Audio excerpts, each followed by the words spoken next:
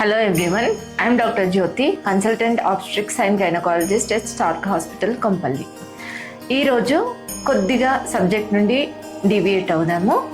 ఈరోజు Maha Kumbh Mela.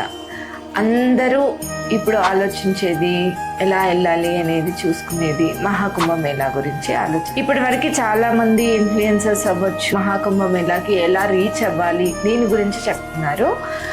Just being a doctor, medical issues, కుంభమేళాలో ఏం జాగ్రత్తలు తీసుకోవాలి దాని గురించి కొద్దిగా అడ్వైస్ ఇస్తాం. First thing, Kumbh Mela is a largest gathering ever we see.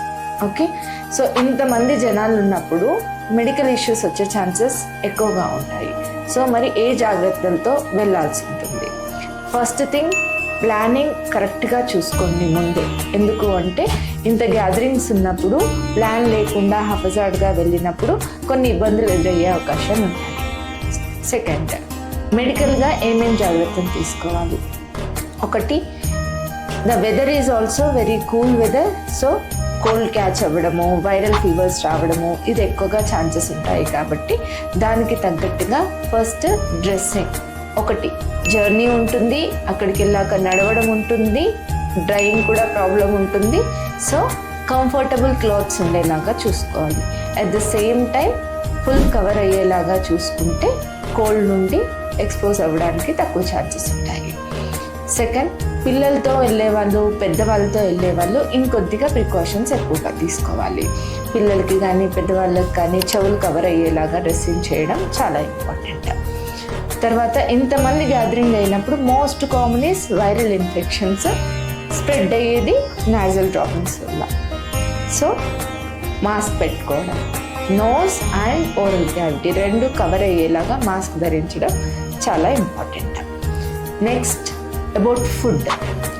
వాటర్తో కూడా ఇన్ఫెక్షన్ స్ప్రెడ్ అవుతాయి, వాటర్ బోర్న్ డిసీజెస్.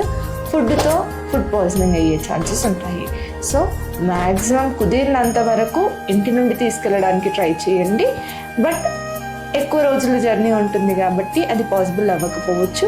అండ్ ఎక్కడ తింటారో అక్కడ కూడా హెల్తీగా, వామ్గా, హాట్ ఫుడ్ ఉండేలాగా చూసుకొని తీసుకోవాలి.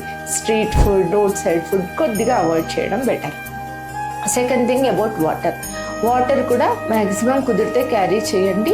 లేదు అంటే అట్లీస్ట్ ఓన్ వాటర్ బాటిల్ అయితే క్యారీ చేసుకోండి.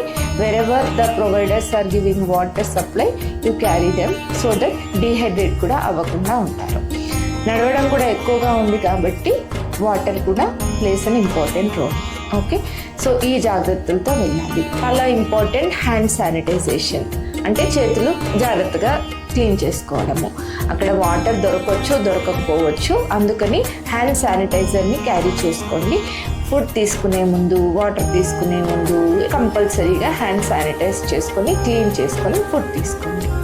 అలాగే ఎనీ ఇష్యూస్, ఏదన్నా మెడికల్ ఇష్యూ ఉన్నా ఏదన్నా ఉన్నా అక్కడ ముందే అథారిటీస్ ఏమున్నాయి, అవైలబుల్ రిసోర్సెస్ ఏమున్నాయి, మెడికల్ సెటప్ ఎక్కడుంది, ఇవన్నీ ముందుగా జాగ్రత్తగా చూసుకొని ఏదన్నా ఇబ్బంది అనిపిస్తే అక్కడికి వెళ్ళి మీట్ అవ్వడానికి ట్రై చేయండి. అక్కడ కూడా ఎక్కువసేపు గ్యాదరింగ్లో ఉండకుండా స్నానం అవ్వగానే బయటకు వచ్చేసి క్లియర్గా డ్రై చేసుకోవడం skin. Then again food, water, ఈ జాగ్రత్తలతో వెళ్ళండి. Thank you.